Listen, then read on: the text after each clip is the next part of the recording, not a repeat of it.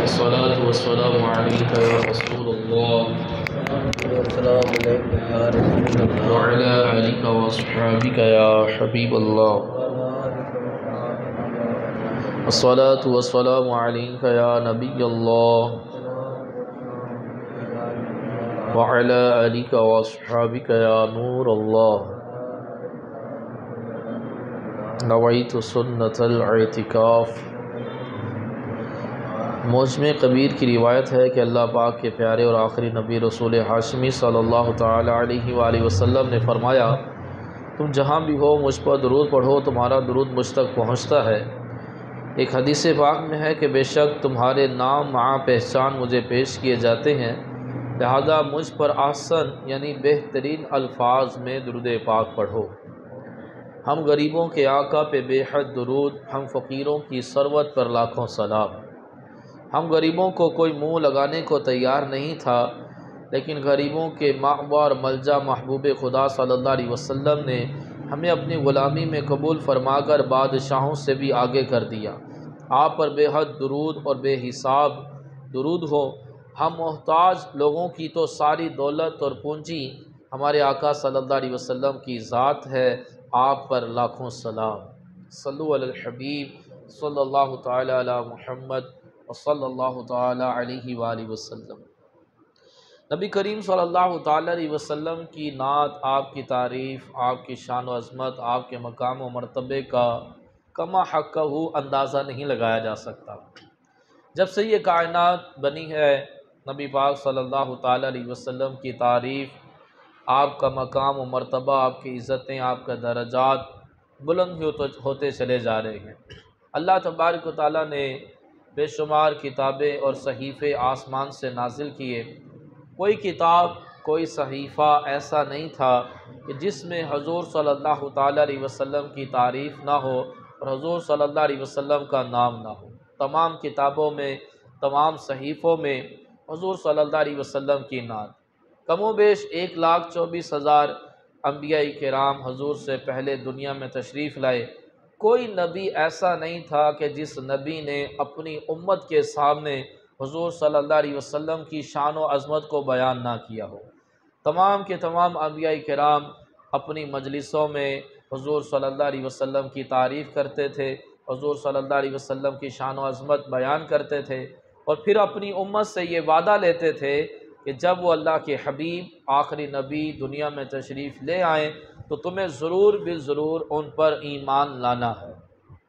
تو نبی کریم صلی اللہ تعالی علیہ وسلم کے دنیا میں تشریف لانے سے پہلے ہی حضور صلی اللہ علیہ وسلم کی جو آنے کی خبریں تھیں وہ پوری دنیا میں پھیل چکی تھیں، کیونکہ نہ صرف حضور صلی اللہ علیہ وسلم بلکہ حضور صلی اللہ علیہ وسلم کے دنیا میں آنے سے پہلے کی کیا کیا علامتیں ہوں گی یہ بات تک بتائی گئی تھی، اور نبی کریم صلی اللہ علیہ وسلم کی ذات پاک تو بڑے دور کی بات، یہود و نصارہ حضور صلی اللہ علیہ وسلم کے والد کو بھی پہچانتے تھے کہ آخری نبی کے والد کون ہوں گے، یعنی کہ حضور صلی اللہ علیہ وسلم کے والدین کی نشانیاں بھی بیان کی گئی۔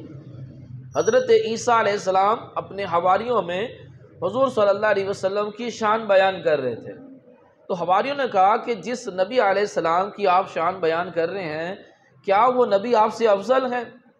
کیونکہ عیسیٰ علیہ السلام بغیر باپ کے پیدا ہوئے، آپ زندہ اٹھائے گئے اور آپ مردوں کو زندہ کر دیتے تھے، بیماروں کو شفا دے دیتے تھے، جو نابینا ہوتے تھے ان کی آنکھیں روشن کر دیتے تھے، آپ مٹی کا پرندہ بنا کر پھونک مارتے تو وہ زندہ ہو کر اڑنا شروع کر دیتا تھا۔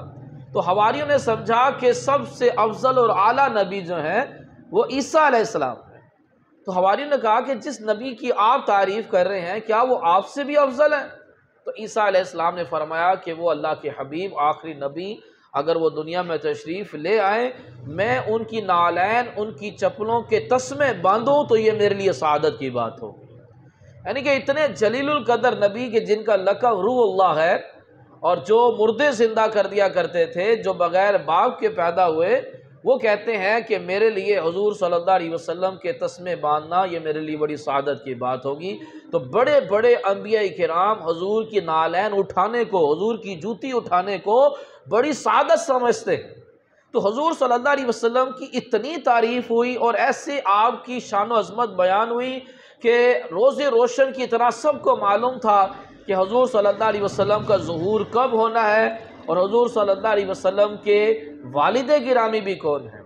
اہل شام کے پاس حضرت یحییٰ علیہ السلام کا جبہ تھا اور وہ خون سے لتھڑا ہوا تھا، کیونکہ یحییٰ علیہ السلام کو شہید کیا گیا تھا۔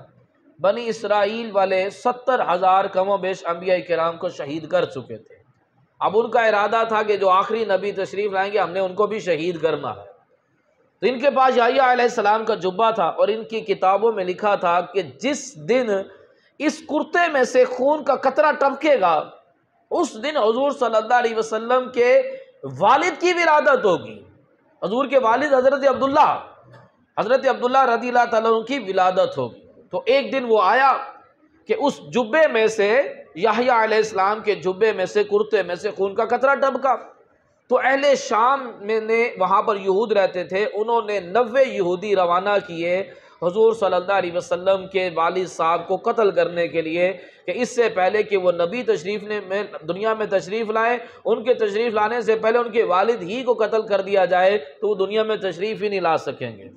تو نبی کریم صلی اللہ علیہ وسلم کے والد صاحب کو شہید کرنے کے لیے 90 یہودی حرم پاک کی طرف روانہ ہوئے، اور کئی بار آپ صلی اللہ علیہ وسلم کے والد کو شہید کرنے کی کوشش کی گئی، لیکن اللہ پاک نے حفاظت فرمائی کہ نور خدا ہے کفر کی حرکت پہ خندہ زن، پھونک سے یہ چراغ بجھایا نہ جائے گا۔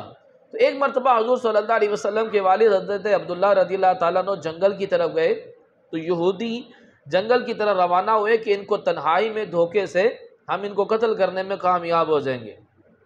اتفاق سے انہی دنوں میں اس جنگل میں جو ہے حضرت آمینہ رضی اللہ تعالیٰ عنہ کے والد حضرت وہاب بھی وہیں پر ہی تھے۔ تو انہوں نے یہ منظر اپنی آنکھوں سے دیکھا کہ حضور صلی اللہ علیہ وسلم کے والد حضرت عبداللہ رضی اللہ تعالیٰ عنہ پر یہودیوں نے حملہ کیا، تو غیب سے کچھ گھوڑ سوار آئے جنہوں نے یہودیوں کو مار بھگایا اور حضور صلی اللہ علیہ وسلم کے والد کو بحفاظت گھر پہنچا دیا۔ تو اسی دن تھے حضرت وہاب کو حضرت عبداللہ رضی اللہ تعالیٰ سے بڑی محبت اور عقیدت ہو گئی تھی۔ اب ان کی بڑی دلیل تمنا تھی کہ میں اپنی بیٹی حضرت آمینہ کا نکاح جو ہے وہ عبداللہ کے ساتھ کر دوں۔ تو انہوں نے رشتہ بھیجا اور حضرت عبدالمطلب رضی اللہ تعالیٰ نے باخوشی اس رشتے کو منظور کیا، اور حضور صلی اللہ علیہ وسلم کے والد گرامی حضرت عبداللہ رضی اللہ تعالیٰ کا نکاح حضرت آمینہ رضی اللہ تعالیٰ عنہا سے ہوا۔ تو اب یہ نور حضور صلی اللہ علیہ وسلم کا حضرت آمینہ رضی اللہ تعالیٰ عنہا کے بطن میں داخل ہوا۔ تو حضور کی تعریفیں تو بڑے دور کی بات، حضور صلی اللہ علیہ وسلم کے جو آباء و اجداد ہیں ان کی تک تعریفیں بڑی ہوئی ہیں۔ حضور صلی اللہ علیہ وسلم کے والد حضرت عبداللہ حضرت عبدالمطلب کے بڑے نور نظر تھے، بڑے لاڈلے تھے اور بڑے حسین و جمیل تھے۔ اس کی وجہ کیا؟ کیونکہ ان کی پشت میں حضور کا نور، ان کی پیشانی میں حضور کا نور جگمگا رہا تھا۔ پھر حضرت عبداللہ کے والد حضرت عبدالمطلب رضی اللہ تعالیٰ عنہ یہ بھی اپنے وقت کے ایک نیک متقی پرہیزگار تھے۔ ابراہیم علیہ السلام کے دین پر آپ قائم تھے۔ آپ اکثر کھانے پینے کا سامان غار ہرا لے جایا کرتے تھے اور غار ہرا میں عبادت میں مصروف رہتے تھے۔ اور نبی پاک صلی اللہ علیہ وسلم بھی اپنے دادا کی طرح آپ نے بھی عبادت کے لیے غار ہرا کا ہی انتخاب کیا، اور کئی دنوں تک حضور صلی اللہ علیہ وسلم غار ہرا میں عبادت میں مصروف رہتے تھے۔ اس غار ہرا کو ابھی بھی جائیں تو اس کو جبل نور کہا جاتا ہے۔ اب وہاں پر حضور کے دادا نے حضور نے وہاں عبادت کی تو اس پہاڑ کا نام جبل نور ہو گیا۔ اور اگر حضور صلی اللہ علیہ وسلم کو نور کہہ دیں تو عجیب غریب قسم کی کھلبلی مچنا شروع ہو جاتی ہے۔ اگر موڈ میں آئیں تو پہاڑ کو بھی نور کہہ دیں، پتھر کو بھی نور کہہ دیں، لیکن حضور صلی اللہ علیہ وسلم کو نور کہنے میں عجیب قسم کی کھلبلی مچ جاتی ہے۔ یعنی کہ حضور کا نور ہونا کوئی شک نہیں ہے۔ قرآن پاک شاہد ہے کہ قرآن حضور کو نور کہہ رہا ہے، قد جاءکم من اللہ نور، کہ تحقیق تمہاری طرف آیا میری طرف سے نور۔ تمام کے تمام صحابہ کرام مفسرین نے تفسیر کی کہ اس نور سے مراد ہوا نور محمدی، کہ حضور صلی اللہ علیہ وسلم کا نور۔ تو حضرت عبدالمطلب رضی اللہ تعالیٰ عنہ وہ بھی بڑے عبادت گزار۔ پھر حضور صلی اللہ علیہ وسلم کی آباء و اجداد میں حضرت ہاشم رضی اللہ تعالیٰ عنہ، ہاشم کا مطلب ہوتا ہے روٹی کا چورا کرنے والا۔ ان کا یہ لقب کیسے پڑا کہ مکہ مکرمہ میں قحط سالی پڑ گئی اور حجاج کرام کافی وہاں آئے ہوئے تھے اور بھوک سی کی تکلیف بہت زیادہ تھی، تو آپ ملک شام سے सूखी रोटियां खरीद कर लाए और ऊँट का गोश्त का शोरबे के अंदर उन रोटियों को भिगो कर तमाम हुज्जाज को वो रोटियां खिलाईं। तो यूँ आपका नाम हाशिम बना कि रोटियों का चूरा करने वाला। फिर आप कबीला कुरैश से थे। कुरैश का मतलब होता है एक समुद्री जानवर जो तमाम समुद्री जानवरों पर गालिब रहता है, बड़ा बहादुर और बड़ा ही हिम्मत वाला। तो आपके ये दादा बड़े बहादुर और हिम्मत वाले थे, तो इसलिए उनका नाम कुरैश पड़ा। यानी कि ये तमाम के तमाम मामलात जितने भी अहले किताब थे, इस भले वो अहले किताब ईसाइयों में हो या यहूदियों में हो, उस सब के सब हुजूर सल्लल्लाहु अलैहि वसल्लम की सबको जानते थे। और कैसा जानते थे? अल्लाह पाक ने कुरान पाक में इरशाद फरमाया कि अल्लज़ीना आतैनाहुमुल किताब यारिफूनहु कमा यारिफूना अबनाअहुम, कि महबूब वो लोग जिन्हें हमने किताब अता फरमाई वो आपको ऐसे पहचानते हैं कि जिस तरह वो अपने बेटों को पहचानते हैं। अब देखिए, अपना एक बंदा अपने बेटे को कैसे पहचानता है? अगर आवाज़ें आ रही हो, मुख्तलिफ बच्चों की आवाज़ें आ रही हो, उन मुख्तलिफ बच्चों में से आप अपने बच्चे की आवाज़ को पहचान जाएंगे कि ये मेरे बेटे की आवाज़ है। फिर इसी तरह अगर कोई दूर से चंद बच्चे चल कर आ रहे हो लेकिन चेहरा वाज़ेह ना हो रहा हो, तो आप चाल ढाल के ज़रिए पहचान जाएंगे कि इनमें से मेरा बच्चा कौन सा है।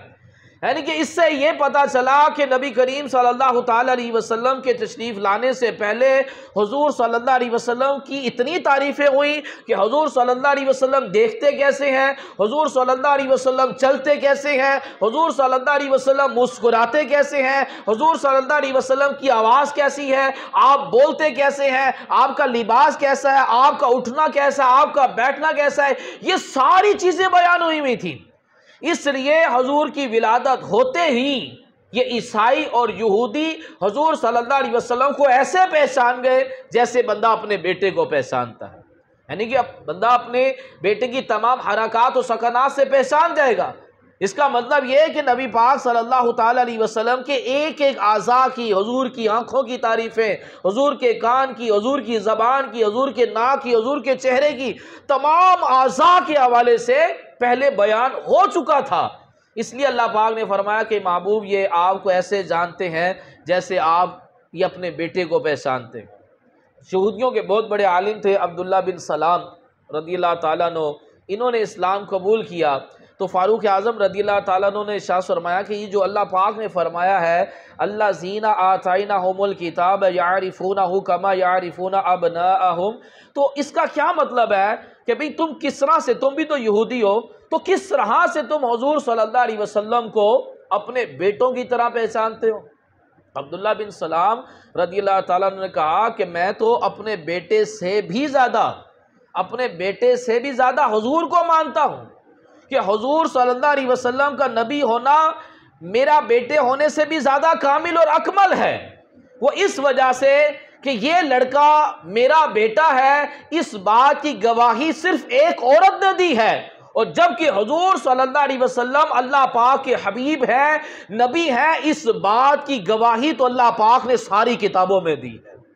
तो मैं क्यों ना हुजूर सल्लल्लाहु अलैहि वसल्लम को अपने बेटे से भी ज़्यादा पहचानूं? तो फ़ारूक आज़म रदियल्लाहु ताला अन्हु ने अब्दुल्ला बिन सलाम रदियल्लाहु ताला अन्हु का के पेशानी को चूमा कि हज़रत अब्दुल्ला बिन सलाम रदियल्लाहु ताला अन्हु की ये बात सुनकर। इसी तरह हज़रत ज़ैद बिन साना रदियल्लाहु ताला अन्हु, ये भी यहूदियों के बहुत बड़े आलिम थे, इन्होंने भी इस्लाम कबूल किया। काबुल अखबार रदियल्लाहु ताला अन्हु, ये यहूदियों के बहुत बड़े आलिम थे, इन्होंने इस्लाम कबूल किया। तो ज़ैद बिन साना के इस्लाम कबूल करने का वाक़या कुछ इस तरह से है कि ये हुजूर सल्लल्लाहु अलैहि वसल्लम से इनसा कोई लेन देन वाला मामला था, तो अभी जो भी मुतालबा था खजूरों का, उसको देने का भी वक्त बाकी था। तो ज़ैद बिन साना वक्त मुकर्रर से पहले आकर खजूरों का मुतालबा करना शुरू किया, और खजूरों का मुतालबा करने में इन्होंने सख्त लहजा अपनाया। तो फ़ारूक आज़म रदियल्लाहु ताला अन्हु को जलाल आया तो उन्होंने तलवार पकड़ी और कहा कि अगर हुजूर का अदब मलहूज़े खातिर ना होता तो मैं तेरी अभी गर्दन उड़ा देता। नबी पाक सल्लल्लाहु अलैहि वसल्लम ने इरशाद फरमाया कि उमर, ये तुम क्या कर रहे हो?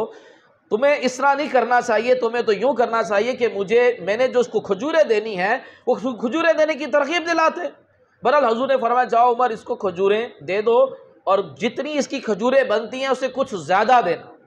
तो फ़ारूक आज़म रदियल्लाहु ताला अन्हु ने उसको खजूरें दी और कुछ ज़्यादा भी दी। تو زید بن ثانہ نے کہا کہ آپ یہ مجھے زیادہ کیوں دے رہے ہیں؟ کہا کہ میں نے جو تمہیں بڑے غصے بڑی نظروں سے دیکھ کر تمہیں جو تکلیف پہنچائی ہے تو اس کے بدلے میں حضور نے فرمایا کہ تمہیں کھجوریں جو ہیں وہ زیادہ دی جائیں۔ تو زید بن ثانہ نے کہا کہ میں کلمہ پڑھ کر مسلمان ہوتا اور میں گواہی دیتا ہوں کہ حضور صلی اللہ علیہ وسلم اللہ پاک کے آخری نبی ہیں۔ تو کہنے لگا زید بن ثانہ کی عمر کیا تم مجھے پہچانتے ہو؟ حضور فاروق اعظم نے کہا کہ نہیں، میں تمہیں نہیں پہچانتا۔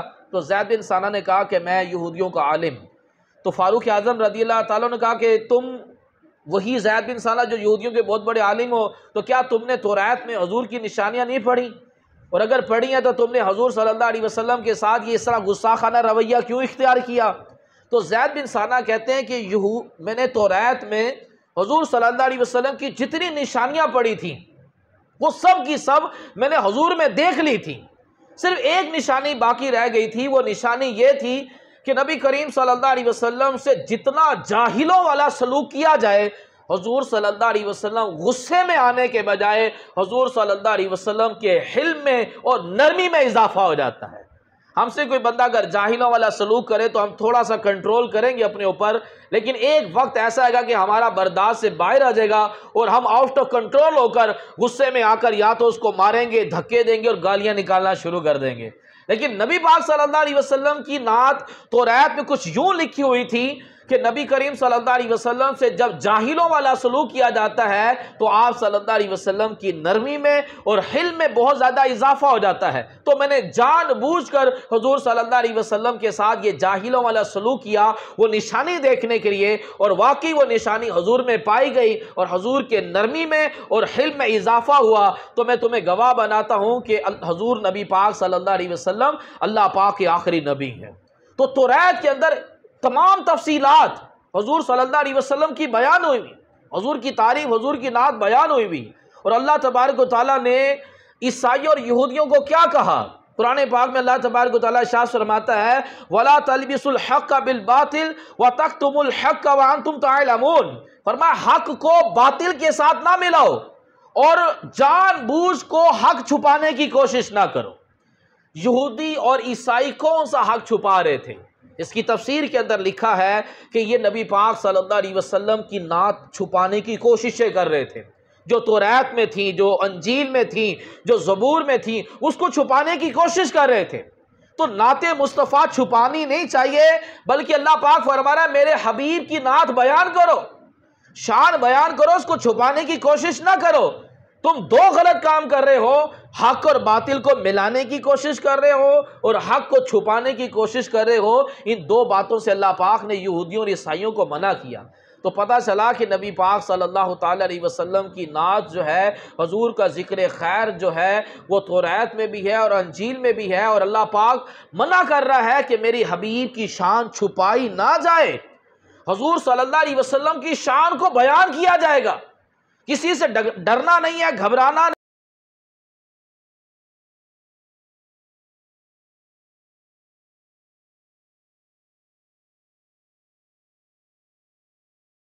پسند کرتا ہے کہ حضور صلی اللہ علیہ وسلم کی شان کو بیان کیا جائے۔ اس لیے بے شمار لوگوں نے حضور صلی اللہ علیہ وسلم کی شان میں قصیدے لکھے۔ پھر بیرلی شاہ رحمت اللہ تعالی نے لکھا سبحان اللہ ما اجمالکا ما احسانکا ما اکمالکا، کتے میرے علی کتے تیری سنا، گستاخ اکھیاں کتے جا لڑیاں۔ شاہ عبدالعزیز نے لکھا یا صاحب الجمال یا سید البشر من وجهک المنیر لقد نور القمر لا يمکن ثناء کما کان حقہ بعد خدا بزرگ تو ہی قصہ مختصر۔ اعلیٰ حضرت نے حضور کی نعت میں ہزاروں اشعار لکھ دیے اور لکھ کر کہتے ہیں کہ سرور کہوں کہ مالک و مولا کہوں تجھے، باغ خلیل کا گلے زیبا کہوں تجھے، تیرے تو وفس عیب تناہی سے ہے بری، حیران ہوں میرے شاہ میں کیا کیا کہوں تجھے، لیکن رضا نے ختم سخن اس پر کر دیا، خالق کا بندہ خلق کا آقا کہوں تجھے۔ اپنے وقت کتنے بڑے عالم ہو کر کہتے ہیں کہ میں حیران ہوں کہ میں آپ کو کیا کیا کہوں، اتنا کچھ کہنے کے بعد بھی کہتے ہیں کہ میں حیران ہوں کہ میں آپ کو کیا کیا کہوں، لیکن رضا نے ختم سخن اس پر کر دیا، خالق کا بندہ خلق کا آقا کہوں تجھے۔ کسی سے سوال ہوا کہ حضور کی کتنی شان بیان کی جائے، تو انہوں نے جواب دیا بس حضور کو خدا نہیں کہنا اور خدا کا بیٹا نہیں کہنا، باقی جو کہنا ہے کہہ لو، لیکن حق پھر بھی ادا نہیں ہوگا، کہ لا یمکن ثناء کما کان حقہ، کہ آپ کی تعریف بیان کرنا کما حقہ کسی کے بس کی بات نہیں ہے۔ بات از خدا بزرگ تو ہی قصہ مختصر، کہتے ہیں کہ دنیا کے سارے درخت قلم بن جائیں اور دنیا کے سارے سمندر سیاہی بن جائیں اور حضور صلی اللہ علیہ وسلم کی نعت لکھی جائے تو قلم ختم ٹوٹ جائیں گے، سیاہی ختم ہو جائے گی، لیکن حضور کی نعت ختم نہیں ہوگی۔ کہ زندگیاں ختم ہوئی اور قلم ٹوٹ گئے لیکن تیرے اوصاف کا ایک باب بھی پورا نہ ہوا۔ تو تمام کی تمام کتابوں کے اندر حضور صلی اللہ علیہ وسلم کی نعت موجود ہے، اور یہودیوں نے اور عیسائیوں نے توریت میں سے، انجیل میں سے مٹانے کی کوشش کی، لیکن اس کے باوجود ابھی بھی جو توریت اور انجیل موجود ہے اس میں ابھی بھی حضور کی نعت موجود ہے، کہ وہ مکمل مٹانے میں ناکام رہے، کہ مٹ گئے، مٹتے ہیں، مٹ جائیں گے آدھا تیرے، نہ مٹا ہے نہ مٹے گا کبھی چرچا تیرا، اور مٹ بھی نہیں سکتا، کیونکہ وَرَفَعْنَا لَكَ ذِكْرَكَ، کہ اللہ فرماتا ہے کہ محبوب ہم نے آپ کے ذکر کو بلند کیا۔ تو جس سے اللہ عزت دے اسے کوئی ذلیل نہیں کر سکتا، جس کے ذکر کو اللہ پاک بلند کرے اس کے نام کو کوئی بندہ مٹا نہیں سکتا۔ تو پوری دنیا میں حضور صلی اللہ علیہ وسلم کے نور کا اجالا ہے، اور پوری دنیا میں حضور صلی اللہ علیہ وسلم کی نعت ہے۔ اللہ نبی پاک صلی اللہ تعالیٰ علیہ وسلم کے مختلف نام جو ہیں وہ توریت کے اندر اور انجیل کے اندر موجود ہیں۔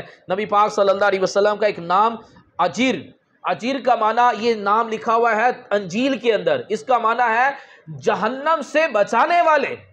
نبی پاک صلی اللہ تعالیٰ علیہ وسلم اپنے امتیوں کو جہنم سے بچائیں گے۔ جو امتی ایمان کے ساتھ دنیا سے جائے گا حضور صلی اللہ علیہ وسلم اس کو جہنم سے بچائیں گے۔ نبی پاک صلی اللہ علیہ وسلم پر جب یہ آیت کریمہ نازل ہوئی وَلَسَوْفَ يُعْطِيكَ رَبُّكَ فَتَرْضَىٰ، کہ ہم ان قریب آپ کو راضی کریں گے، جبرائیل علیہ السلام یہ آیت لے کر آئے تو حضور نے فرمایا لا عرض وواحد من امتی فی النار، میں نہیں راضی ہوں گا جب تک میرا ایک بھی امتی جہنم کے اندر ہوا۔ یعنی کہ حضور کا نام جو توریت میں لکھا ہوا ہے کہ اپنی امت کو جہنم سے بچانے والے، اور حضور فرماتے ہیں میں نے اللہ سے راضی ہونا ہی نہیں ہے، میں اس وقت راضی ہو جاؤں گا جب میرے سارے امتی جنت کے اندر چلے جائیں گے۔ نبی کریم صلی اللہ تعالیٰ علیہ وسلم نے ارشاد فرمایا جتنے دنیا میں درخت ہیں اور جتنے دنیا میں کنکر ہیں، ان درختوں اور کنکروں کی تعداد کے برابر قیامت والے دن میں اپنی امت کی شفاعت کروں گا۔ تو امتی کو تو خوش ہونا چاہیے کہ اللہ پاک نے ایسا نبی عطا فرمایا کہ جو قیامت والے دن ہماری شفاعت کریں گے۔ ہمارے خدا کی قسم ہمارے اعمال ایسے نہیں ہیں کہ ہمارے اعمال ہمیں جنت میں لے جائیں، ہمارے اعمال تو ایسے ہیں کہ جو عذاب نوح علیہ السلام کی قوم پر آیا تھا ہم پر آ جانا چاہیے، جو لوط علیہ السلام کی قوم پر آیا، جو قوم عاد پر آیا، جو قوم سمود پر آیا، وہ عذابات ہم پر آ جانے چاہیے۔ لیکن یہ تو نبی پاک صلی اللہ علیہ وسلم کی برکت ہے کہ نہ تو دنیا میں ہم پر عذاب آ رہا ہے، اور اگر ہم اپنا ایمان اسلام پر قائم رہتے ہیں تو قیامت والے دن حضور ہمیں جہنم سے بھی بچائیں گے۔ حضور صلی اللہ علیہ وسلم کی برکت کافروں کو بھی ملی۔ حضور سے پہلے جتنی قومیں تھیں اللہ پاک نے ان کو مہلت دی، ایک وقت تک مہلت دی، اگر انہوں نے جب توبہ نہیں کی تو اس پوری قوم کو صفحہ ہستی سے مٹا کر رکھ دیا گیا، وہ قومیں بچی نہیں۔ لیکن اب بھی تو کافر موجود ہیں اور ان پر عذاب نہیں آتا، اس وجہ سے انت فیہم، کافروں نے کہا کہ بھی پہلے بھی تو اللہ کے عذاب آتے رہے ہیں اور وہ نبی بد دعا کرتے تھے اور عذاب آتا تھا اور قوم ہلاک ہو جاتی تھی، اگر آپ نبی ہیں تو کریں بد دعا، ہم پر عذاب آئے۔ تو اللہ تبارک و تعالیٰ نے آیت کریمہ نازل کی، فرمایا کہ محبوب میں ان پر کیسے عذاب نازل کر دوں، انت فیہم، کہ آپ ان کے درمیان موجود ہیں۔ یہ حضور صلی اللہ علیہ وسلم کی برکت ہے کہ کافروں کے اوپر عذاب نہیں آتا، کافروں کو بھی حضور صلی اللہ علیہ وسلم کی برکت مل رہی ہے کہ ان کے چہرے نہیں بگڑ رہے اور ان کے اوپر اللہ پاک کا عذاب نہیں آتا۔ تو یہ تو جو ایمان والے ہیں انہیں کس قدر برکت ملے گی۔ تو نبی کریم صلی اللہ تعالیٰ علیہ وسلم ہمارے لیے ایک بہت بڑی نعمت ہے۔ حضور صلی اللہ علیہ وسلم کی آج کا موضوع یہ تھا کہ پچھلی کتابوں میں حضور کی نعتیں موجود تھیں۔ تو اب سوال یہ پیدا ہوتا ہے کہ جب عیسائی حضور کو پہچانتے تھے، یہودی حضور کو پہچانتے تھے، تو اکثر عیسائی اور یہودی تو ایمان لے آئے، لیکن بعض ایمان کیوں نہ لے کر آئے اور وہ قتل کرنے کے در پہ کیوں ہو گئے؟ تو اس کی مین وجہ جو بیان کی اللہ پاک نے ارشاد فرمایا حسد کی بنا پر۔ انہوں نے پہلے بھی 70,000 انبیاء کرام کو شہید کیا ہوا ہے اور پھر یہ حضور صلی اللہ علیہ وسلم کو بھی شہید کرنے کے در پہ تھے۔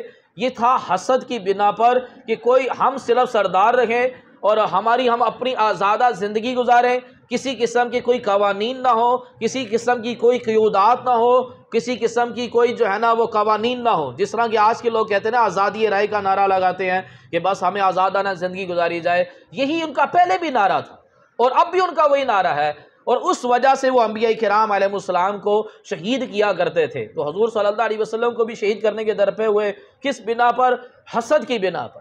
یہ حسد، یہ وہی گناہ ہے، اسی حسد کی بنا پر شیطان مسلمان تھا، فرشتوں کا استاد تھا، معلم الملکوت تھا، لیکن اس حسد والے گناہ کی بنا پر اپنے ایمان سے ہاتھ دھو بیٹھا اور کہا معلم الملکوت تھا، اس کے بعد ملعون ہو گیا اور مردود ہو گیا. یعنی کہ حسد کتنا بڑا گناہ ہے کہ یہ بندے کے ایمان کا بیڑا غرق کر کے رکھ دیتا ہے اور کافروں کو ایمان لانے سے محروم کر دیتا ہے. یہ حسد، یہ وہ گناہ ہے جو بندے کو بلا حساب جہنم کے اندر لے کر جائے گا.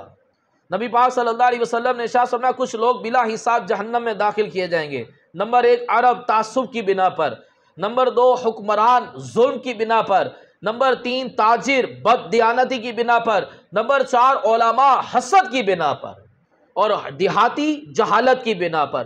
اب یہ حسد، یہ بندے کو بلا حساب جہنم میں لے جائے گا. ایسا گناہ یہ.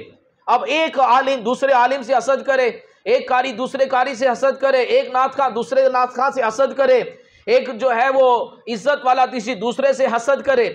حسد کرنے والا ایک تو اپنے آپ کو تکلیف دیتا ہے اور اندر ہی اندر جل جل کر اپنے آپ کو تکلیف پہنچاتا رہتا ہے، اور دوسرا اپنے ایمان کو برباد کرتا ہے. کہتے ہیں حسد نیکیوں کو ایسے کھا جاتا ہے جیسے آگ لکڑی کو کھا جاتی ہے. بھائی ہم کیوں کسی پر حسد کریں؟ اللہ تبارک و تعالیٰ تقسیم کرنے والا ہے، اللہ تبارک و تعالیٰ نعمتیں دینے والا ہے. جس سے میں جل رہا ہوں اس کو اللہ پاک نے نعمت دی ہے، تو یعنی اس کا مطلب یہ کہ اللہ تعالیٰ کی عطا پر میں جل رہا ہوں کہ اللہ نے اس کو کیوں دیا، اللہ کی عطا پر اعتراض کر رہا ہوں. تو حسد والے گناہ میں نہیں پڑنا چاہیے. تو یہ نبی پاک صلی اللہ علیہ وسلم پر ایمان اس لیے نہ لے کر آئے حسد کی بنا پر. تو حضور صلی اللہ علیہ وسلم کو اللہ پاک نے نماز کا تحفہ عطا کیا معراج پر.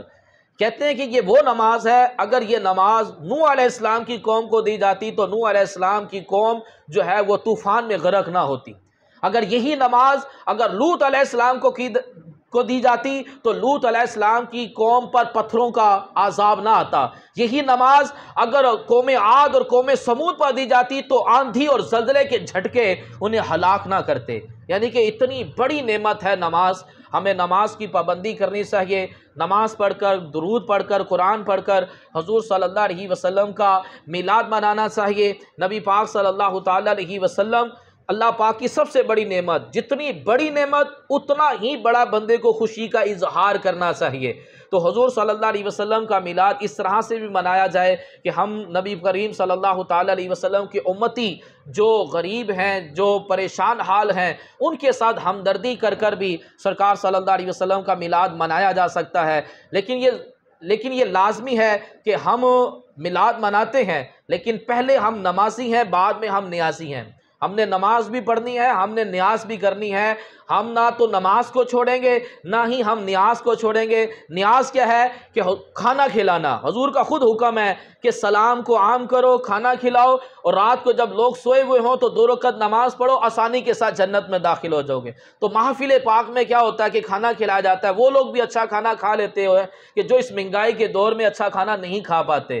تو محفلوں سے کئیوں کو ایک اچھا کھانا بھی میسر آ جاتا ہے. تو یہ محفل پاک کرنی چاہیے. حضور صلی اللہ علیہ وسلم کے میلاد میں یہ نیاز کرنی چاہیے، اس کی برکت ملے گی. جیسے میں نے پہلے بھی روایت بیان کی تھی کہ جس جگہ پر حضور کا میلاد ہوتا ہے، جس گھر کے اندر، وہ گھر نہ جلے گا نہ ڈوبے گا. 1 سال تک وہاں رب کی رحمت کا نزول ہوگا اور رزق کے اندر بھی برکت ہوگی، کیونکہ حضور صلی اللہ علیہ وسلم کا ذکر کوئی عام ذکر نہیں ہے. تو آج انشاءاللہ عشاء کی نماز کے بعد ہماری اپنی مسجد میں بھی محفل کا اہتمام ہے. آپ تمام سے گزارش ہے کہ ضرور شرکت فرمائیے گا. اور جمعرات کو ربیع اول کی جو رات آ رہی ہے وہ جمعرات کو آ رہی ہے، تو ایک بہت بڑی محفل کا اہتمام کیا جاتا ہے سیکریٹریٹ بابا گراؤنڈ میں. 10 بجے اس محفل کا آغاز ہوگا اور صبح اذان فجر تک یہ جاری رہے گا. سحری کا اہتمام کیا جائے گا، کیونکہ حضور صلی اللہ علیہ وسلم روزہ رکھ کر اپنا میلاد منایا کرتے تھے، تو اس لیے وہاں پر سحری کا انتظام کیا جاتا ہے. تو ہم اس محفل پاک میں شرکت کریں. اور جمعہ والے دن 12ویں کا دن ہے، جس دن حضور صلی اللہ علیہ وسلم دنیا میں تشریف لائے، جس سہانی گھڑی چمکا طیبہ کا چاند، اس دل افروز سعاد پر لاکھوں سلام۔ تو جلوس ہوتا ہے، مرحبا یا مصطفیٰ کے نعرے لگائے جاتے ہیں، درود و سلام پڑھا جاتا ہے۔ تو اسٹیشن سے یہ جلوس روانہ ہوگا اور داتا صاحب رحمۃ اللہ تعالیٰ کے مزار تک، اس میں بھی جلوس شرکت فرمائیں۔ اللہ پاک ہمیں شریعت کے دائرے میں رہ کر حضور کا میلاد منانے کی توفیق عطا فرمائے۔